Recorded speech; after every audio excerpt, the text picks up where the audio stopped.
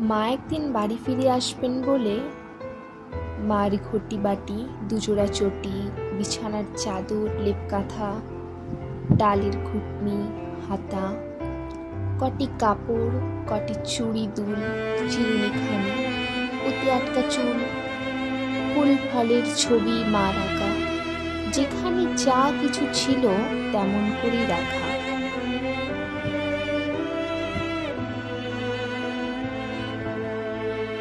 মা ফিরে আসবেন, ফিরে কলতলায় পায়ের কাদা ধুতে ধুতে বলবেন, খুব দূরে এক অরণ্য গিয়েছিলাম, তোরা সব ভালো ছিলি তো? খাসনি বুঝি?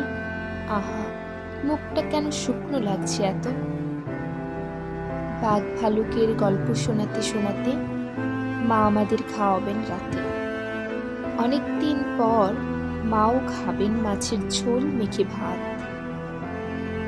খেয়ে ন্যাপথলিনের গন্ধওয়ালা লাল পাড় শাড়ি পরে একটি তবক দেওয়া পান, হেসে আগের মতো গাইবেন সেই চাঁদের দেশের গান।